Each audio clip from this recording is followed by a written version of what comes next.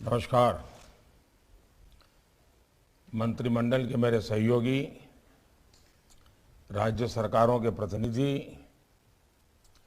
Industry और academia से जुड़े सभी साथी, कृषि विज्ञान केंद्रों में जुड़े हुए हमारे सभी किसान भाई बहन, देवियों और सज्जनों, ये सुखद संयोग है कि 3 साल पहले आज ही के दिन पीएम किसान सम्मान निधि की शुरुआत की गई थी।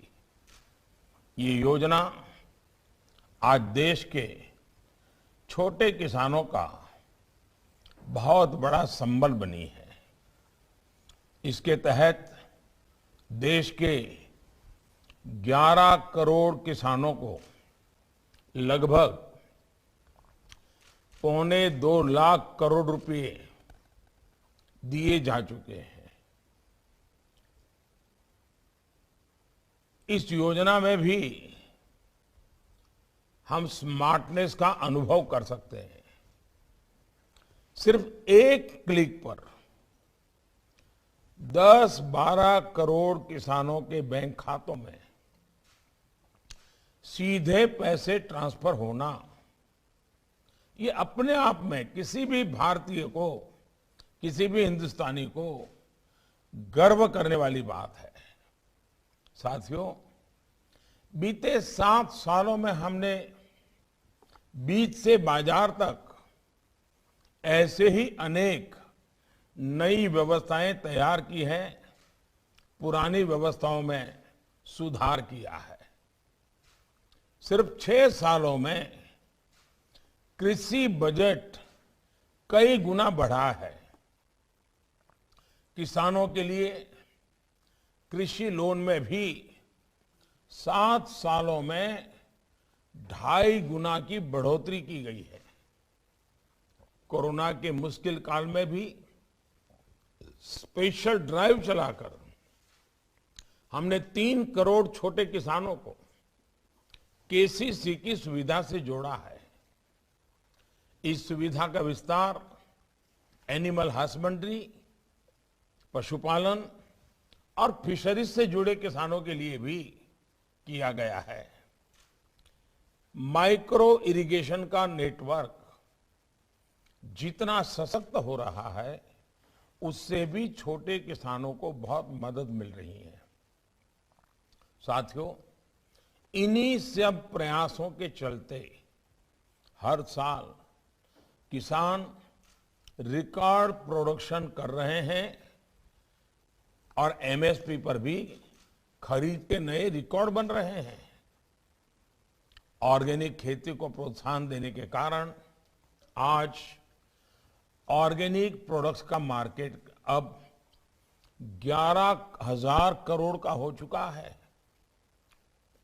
इसका एक्सपोर्ट भी 6 वर्षों में 2,000 करोड़ से बढ़कर 7,000 करोड़ रुपए से ज्यादा हो रहा है। साथियों, इस वर्ष का एग्रीकल्चर बजट बीते सालों के इन्हीं प्रयासों को कंटिन्यू करता है, उनको विस्तार देता है। इस बजट में कृषि को आधुनिक और स्मार्ट बनाने के लिए मुख्य रूप से 7 रास्ते सुझाए गए हैं। पहला, गंगा के दोनों किनारों पर 5 किलोमीटर के दायरे में नेचुरल फार्मिंग को मिशन मोड पर कराने का लक्ष्य है। उसमें हर्बल मेडिसिन पर भी बल दिया जा रहा है, फल फूल पर भी बल दिया जा रहा है।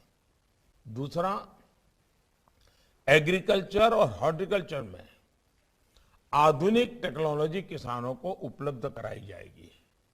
तीसरा, खाद्य तेल के इंपोर्ट को कम करने के लिए मिशन ऑयल पाम के साथ साथ तिलहन को जितना हम बल दे सकते हैं, उसको सशक्त करने का हम प्रयास कर रहे हैं और इस बजट में इसको बल दिया गया है।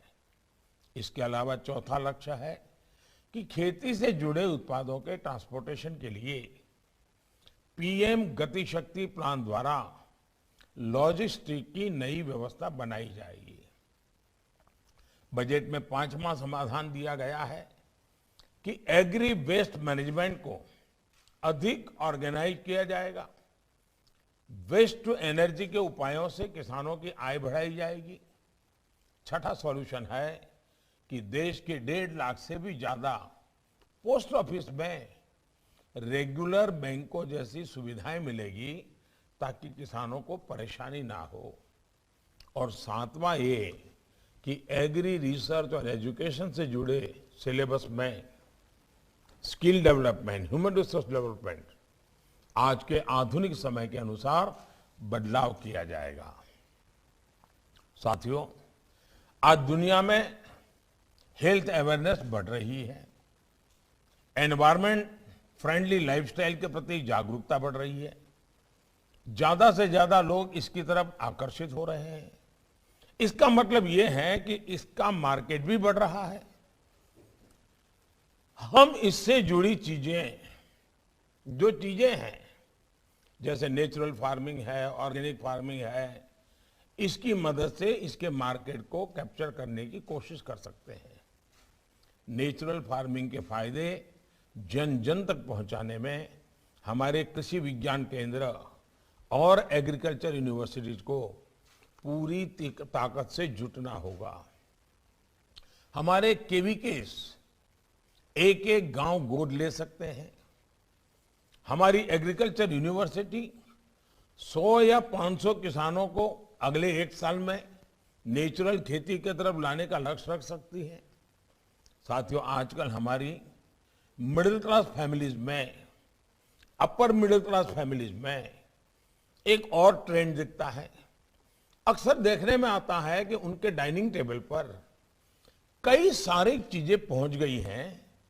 प्रोटीन के नाम पर, कैल्शियम के नाम पर, ऐसे कई प्रोडक्ट्स का डाइनिंग टेबल पर जगह बना रहे हैं। इसमें बहुत सारे प्रोडक्ट विदेश से आ रहे हैं और ये भारतीय टेस्ट के अनुसार भी नहीं होते, जबकि ये सारे प्रोडक्ट्स हमारे भारतीय उत्पादों जो हमारे किसान पैदा करते हैं उसमें सब कुछ है, लेकिन हम सही ढंग से प्रस्तुत नहीं कर पा रहे हैं, उसका मार्केटिंग नहीं कर पा रहे हैं। और इसलिए हमें कोशिश करनी चाहिए, इसमें भी वोकल फॉर लोकल जरूरी है। भारतीय अन्न, भारतीय फसलों में भी वो बहुतायत में पाया ही जाता है और ये हमारे टेस्ट का भी होता है। दिक्कत ये है कि हमारे यहाँ इसकी उतनी जागरूकता नहीं है, काफी लोगों को इसके बारे में पता ही नहीं है। कैसे हम भारतीय अन्न को प्रसारित करें, इस और भी हमें ध्यान देना होगा। हमने देखा है कि कोरोना काल में हमारे यहाँ के मसाले, हल्दी जैसी चीजों का आकर्षण बहुत बड़ा है। साल 2023 इंटरनेशनल ईयर ऑफ मिलेट्स है। इसमें भी हमारा कॉरपोरेट जगत आगे आए, भारत के मिलेट्स की ब्रांडिंग करे, प्रचार करे, हमारा जो मोटा धन है। और हमारे दूसरे देशों में जो बड़े मिशंस हैं वो भी अपने देशों में बड़े बड़े सेमिनार करें, वहां के लोगों को, जो इंपोर्टर्स हैं वहां, उनको समझाएं कि भारत के जो मिलेट्स हैं, जो भारत का धान है, वो कितने प्रकार से उत्तम है, उसके टेस्ट की दृष्टि से कितना महत्वपूर्ण है। हम हमारे मिशनों को लगा सकते हैं। हम सेमिनार, वेबिनार इंपोर्टर एक्सपोर्टर के बीच हमारे मिलेट्स के संबंध में कर सकते हैं। भारत के मिलेट्स की न्यूट्रिशन वैल्यू कितनी ज्यादा है, इस पर हम बल दे सकते हैं। साथियों, आपने देखा है कि हमारी सरकार का बहुत ज्यादा जोर सॉइल हेल्थ कार्ड पर रहा है। देश के करोड़ों किसानों को सरकार ने सॉइल हेल्थ कार्ड दिए हैं। जिस तरह एक जमाना था, न पैथोलॉजी लैब होती थी, न लोग पैथोलॉजी टेस्ट करवाते थे, लेकिन अब कोई भी बीमारी आई तो सबसे पहले पैथोलॉजी चेकअप होता है, पैथोलॉजी लैब में जाना होता है। क्या हमारे स्टार्टअप्स, क्या हमारे प्राइवेट इन्वेस्टर्स स्थान स्थान पर प्राइवेट पैथोलॉजी जैसे लैब होती हैं, वैसे ही हमारी धरती माता, हमारी जमीन, उसके सैंपल को भी पैथोलॉजिकल टेस्ट कर करके किसानों को गाइड कर सकते हैं।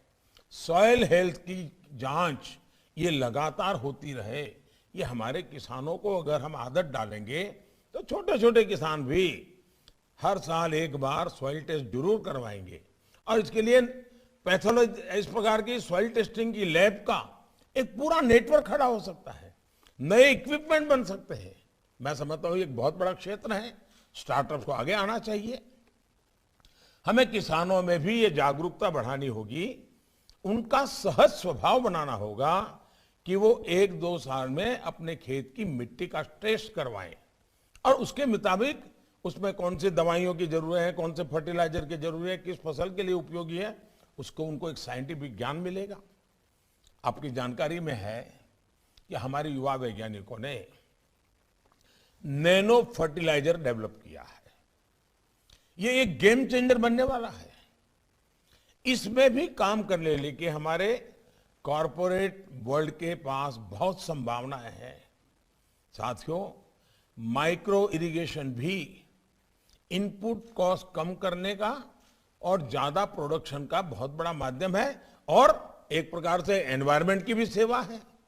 पानी बचाना ये भी आज मानव जात के लिए बहुत बड़ा काम है। पर ड्रॉप मोर क्रॉप पर सरकार का बहुत जोर है और ये समय की मांग भी है। इसमें भी व्यापार जगत के लिए बहुत संभावनाएं हैं कि इस क्षेत्र में आप आइए।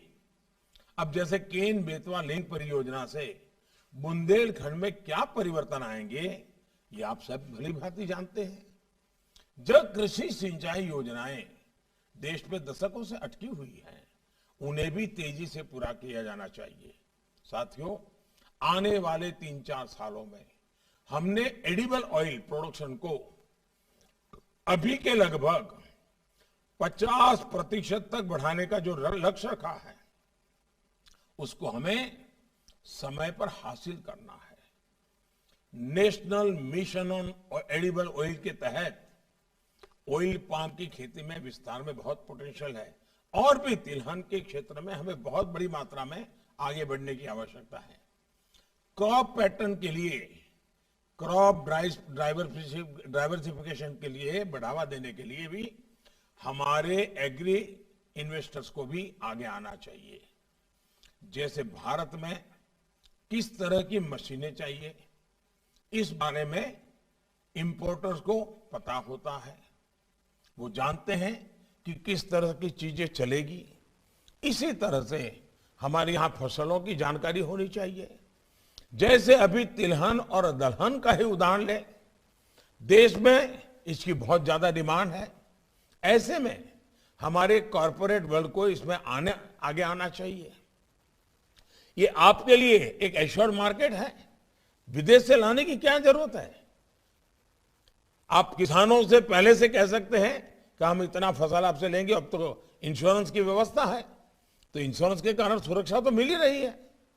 भारत की फूड रिक्वायरमेंट की स्टडी हो और जिन चीजों की आवश्यकता है उसे भारत में ही प्रोड्यूस करने की दिशा में हम सबको मिलकर के काम करना चाहिए। साथियों, आर्टिफिशियल इंटेलिजेंस 21वीं सदी में खेती और खेती से जुड़े ट्रेड को बिल्कुल बदलने वाली है। किसान ड्रोन्स का देश की खेती में अधिक से अधिक उपयोग इसी बदलाव का हिस्सा है। ड्रोन टेक्नोलॉजी एक स्केल पर तभी उपलब्ध हो पाएगी जब हम एग्री स्टार्टअप्स को प्रमोट करेंगे। पिछले 3-4 वर्षों में देश में 700 से ज्यादा एग्री स्टार्टअप्स तैयार हुए हैं। साथियों, पोस्ट हार्वेस्ट मैनेजमेंट पर बीते 7 सालों में काफी काम हुआ है। केंद्र सरकार का एक निरंतर प्रयास रहा है कि प्रोसेस्ड फूड का दायरा बढ़े, हमारी क्वालिटी इंटरनेशनल स्टैंडर्ड की हो। इसके लिए किसान संपदा योजना के साथ ही पीएलआई स्कीम महत्वपूर्ण है। इसमें वैल्यू चेन की भी बहुत बड़ी भूमिका है। इसलिए 1 लाख करोड़ रुपए का विशेष एग्रीकल्चर इंफ्रास्ट्रक्चर फंड बनाया गया है। आपने देखा है कि कुछ दिन पहले ही भारत ने यूएई, गल्फ कंट्रीज के साथ, अबू धाबी के साथ कई महत्वपूर्ण समझौते किए हैं। इसमें फूड प्रोसेसिंग में सहयोग बढ़ाने के लिए भी कई अहम फैसले लिए गए हैं। साथियों, एग्री रेसिड्यू, जिसे पराली भी कहते हैं, उसका मैनेजमेंट किया जाना भी उतना ही जरूरी है। इसके लिए इस बजट में कुछ नए उपाय किए गए हैं, जिससे कार्बन एमिशन भी कम होगा और किसानों को इनकम भी होगी। और ये हम सबको, जो वैज्ञानिक या टेक्नोलॉजी के दिमाग के लोग हैं, कृषि जगत का एक भी वेस्ट बर्बाद नहीं होना चाहिए। हर वेस्ट का वेल्थ में कन्वर्जन होना चाहिए। हमें बारीकी से सोचना चाहिए, इसके लिए नई नई चीजें लानी चाहिए। पराली के मैनेजमेंट के लेकर के हम जो भी समाधान कर रहे हैं, वो किसानों के, उनके लिए भी उसको स्वीकार करना बड़ा आसान हो जाएगा। इस पर बातचीत होनी चाहिए। पोस्ट हार्वेस्टिंग वेस्ट हमारे यहां किसानों के लिए बड़ी चुनौती है। अब उसको वेस्ट को वेल्थ में कन्वर्ट कर देंगे तो किसान भी सक्रिय रूप से हमारा साथी बनकर के भागीदार बन जाएगा। ऐसे में लॉजिस्टिक्स और स्टोरेज की व्यवस्था को बढ़ावा, उसे विस्तार देते रहना बहुत जरूरी है। सरकार इसमें काफी कुछ कर रही है, लेकिन हमारा जो प्राइवेट सेक्टर है, उसे भी इस क्षेत्र में अपना योगदान बढ़ाना होगा। और मैं बैंकिंग सेक्टर को भी कहूंगा, बैंकिंग सेक्टर भी हमारे प्रायोरिटी लैंडिंग में इन सारी चीजों को कैसे बल दें, टारगेट कैसे तय करें, उसका मॉनिटरिंग कैसे करें। अगर हम बैंकों के द्वारा इस क्षेत्र में अगर धन मुहैया कराएंगे तो हमारे प्राइवेट सेक्टर के छोटे छोटे लोग भी बहुत बड़ी मात्रा में इस क्षेत्र में आएंगे। मैं एग्रीकल्चर क्षेत्र में मौजूदा प्राइवेट प्लेयर से कहना कि इसे भी वो अपनी प्राथमिकता से रखें। साथियों, एग्रीकल्चर में इनोवेशन और पैकेजिंग दो ऐसे क्षेत्र हैं जिन पर और ज्यादा ध्यान दिए जाने की जरूरत है। आज दुनिया में कंज्यूमरिज्म बढ़ रहा है, तो पैकेजिंग और ब्रांडिंग इसका बहुत महत्व है। फलों की पैकेजिंग में हमारे कॉरपोरेट हाउसेज को, एग्री स्टार्टअप्स को बड़ी संख्या में आगे आना चाहिए। इसमें भी जो एग्री वेस्ट होता है, उससे बेस्ट पैकेजिंग कैसे की जा सकती है, उस और उन्हें ध्यान देना चाहिए। वो इसमें किसानों की मदद करें और इस दिशा में अपनी योजनाएं बनाएं। भारत में फूड प्रोसेसिंग और इथेनॉल में निवेश की बहुत संभावनाएं बन रही हैं। सरकार इथेनॉल की 20% ब्लेंडिंग का लक्ष्य लेकर चल रही है। एश्योर मार्केट है। 2014 से पहले जहां 1-2% इथेनॉल ब्लेंडिंग होती थी, वहीं अब ये 8% आसपास पहुंच चुकी है। इथेनॉल ब्लेंडिंग को बढ़ाने के लिए सरकार काफी इंसेंटिव दे रही है। इस क्षेत्र में भी हमारे व्यापारी जगत आगे आए, हमारे बिजनेस हाउसेस आगे आए। एक विषय नेचुरल जूसेस का भी है। इसकी पैकेजिंग का बहुत महत्व है। ऐसी पैकेजिंग जिससे उस प्रोडक्ट की आयु लंबी हो, वो ज्यादा से ज्यादा दिनों तक चले।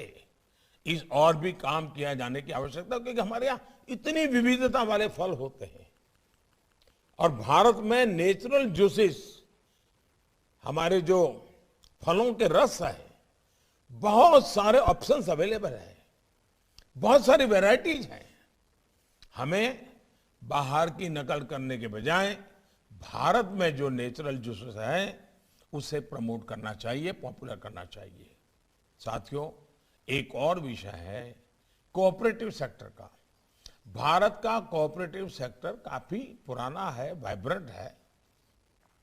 चाहे वो चीनी मिलें हो, खाद कारखाने हो, डेयरी हो, ऋण की व्यवस्था हो, अनाज की खरीद हो, कोऑपरेटिव सेक्टर की भागीदारी बहुत बड़ी है। हमारी सरकार ने इससे जुड़ा नया मंत्रालय भी बनाया है और उसका मूल कारण किसानों की ज्यादा से ज्यादा मदद करने का है।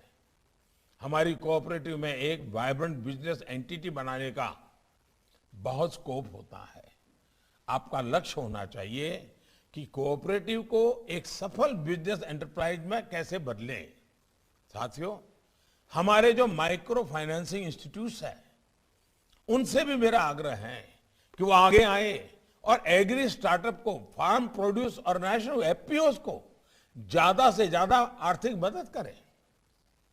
हमारे देश के छोटे किसानों का खेती पर होने वाला खर्च कम करने में एक बड़ी भूमिका भी आप सभी निभा सकते हैं।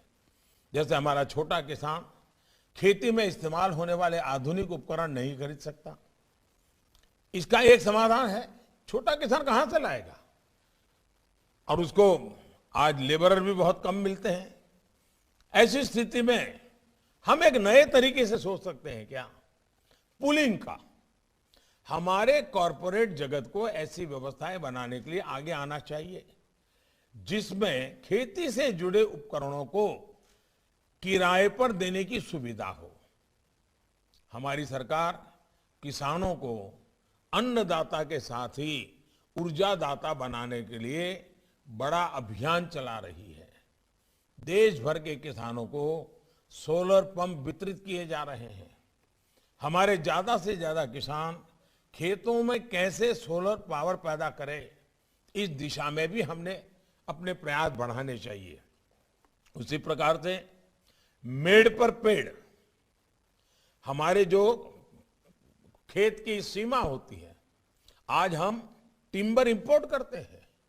अगर हम हमारे किसानों को साइंटिफिक तरीके से अपनी मेड़ पर इस प्रकार के टिम्बर के लिए प्रेरित करें तो 10-20 साल के बाद उसकी आय का एक नया साधन वो बन जाएगा। सरकार उसमें कानूनी आवश्यक जो भी बदलाव है वो भी करे। साथियों, किसानों की आय बढ़ाना, खेती का खर्च कम करना, बीज से बाजार तक किसानों को आधुनिक सुविधाएं देना, ये हमारी सरकार की प्राथमिकता है। मुझे विश्वास है आपके सुझावों से सरकार के प्रयासों को और हमारा किसान जो सपने देख करके कुछ करना चाहता है, उन सबको बल मिलेगा।